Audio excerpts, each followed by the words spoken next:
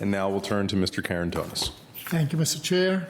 Congratulations again. And to our Chair Emerita, thank you so much for your leadership. I was a member of this board for the most times that you actually, hold this speech with your priorities, but I was seeing that from the other side of the dais, and I can attest to exactly the same, like Mr. De Ferranti and our colleague said.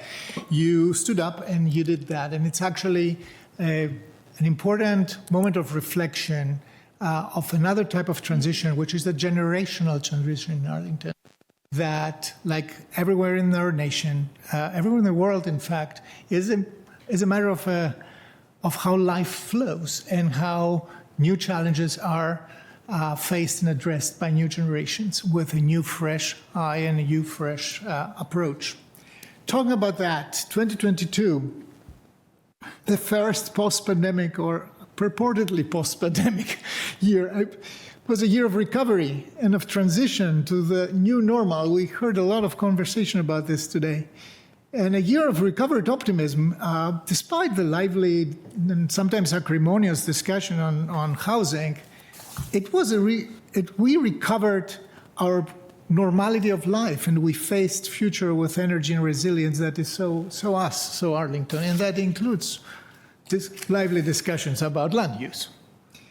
Transition is defined as a process driven by purpose, values, and a common understanding of the direction. And I can't find a better word to describe what I believe will be the essence of 2023 as a year of transitions. And I agree with Vice Chair Libby Garvey on this.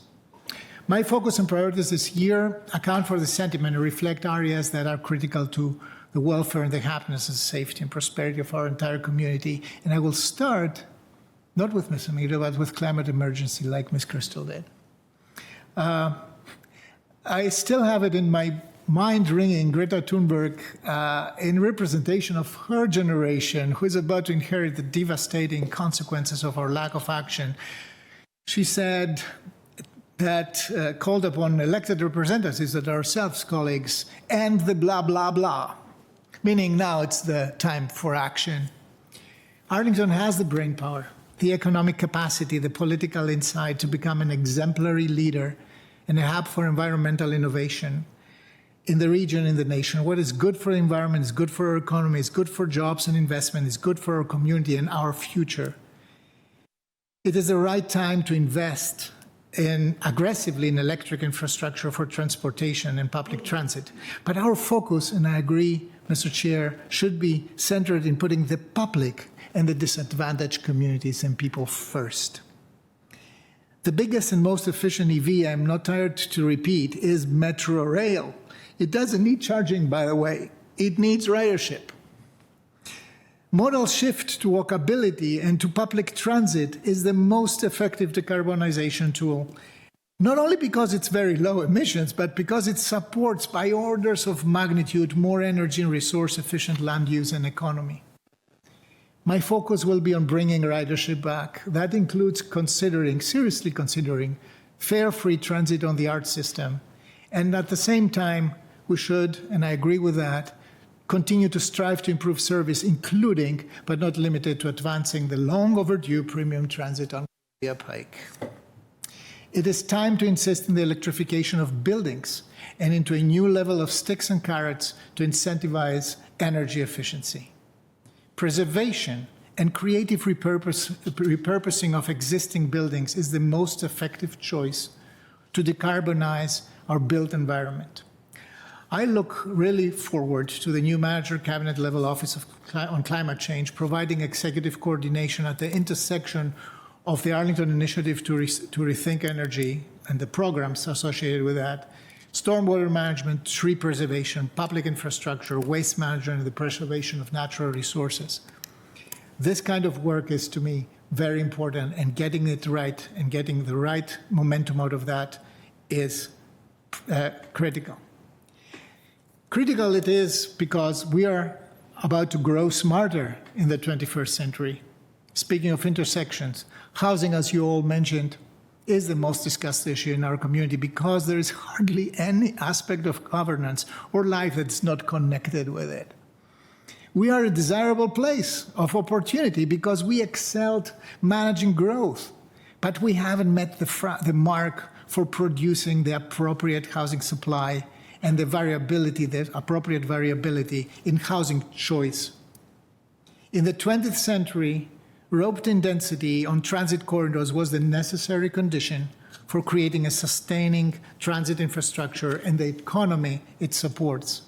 In the 21st century, the need emerges for a planned and community-anchored, as always, transition to a gently distributed density beyond and between our corridors. The emphasis is on gently and on long-term, and with reasonable safeguards in place to manage potential adverse effects without, and that's important, without stifling the benefits of allowing the market to provide a wider variety of housing choices to a wider variety of residents and to all Arlingtonians eventually. This is the essence of my missing middle philosophy and approach, and I'm not going to expand too much on this now because we will have plenty of opportunity to do that in the next couple of months. New mobility, improved walkability and cyclability support moderate transitional growth around key assets beyond mass transit, like parks and public spaces, libraries and recreational facilities, and neighborhood retail. We are lucky, very lucky, that our geography allows for most human needs to be located within a travel distance of 15 minutes from any given home, mostly by foot or by bicycle. This time, we have a wider complement of tools beyond just zoning that allow us to shape our future. We have a better handle on mastering urban form. We can design streets in a safer and better and more functional way. This time we can make sure that we can plan for change that is inclusive and is based on equity and equal access to opportunity for all Arlingtonians, regardless of their race, ethnicity, or social economic status. This is the first time in our history that we can actually factually accomplish that. This is why I also continue to focus beyond the missing middle discussion. I'm focused on no displacement and deepening affordability below 40% AMI, and I mentioned Barcroft and Park Shirlington. I am focused on tweaking our housing support programs, especially the housing grants program, to become more sustainable and more effective. I am focused on creating attainable pathways to affordable home ownership and being intentional in supporting neighborhoods that still lag behind, especially our historic Black American neighborhoods and those with a larger immigrant population. Bringing me to the third passion of mine, transitioning our economy. A town for all is only possible in an economy that works for all.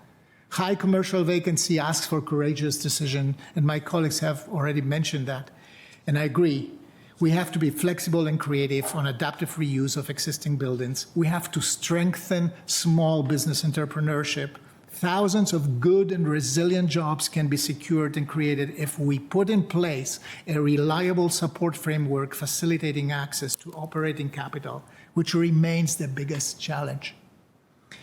We have to strengthen our approach to growing a high-skilled workforce. Workforce development is a critical need and the best path to economic stability on the long term.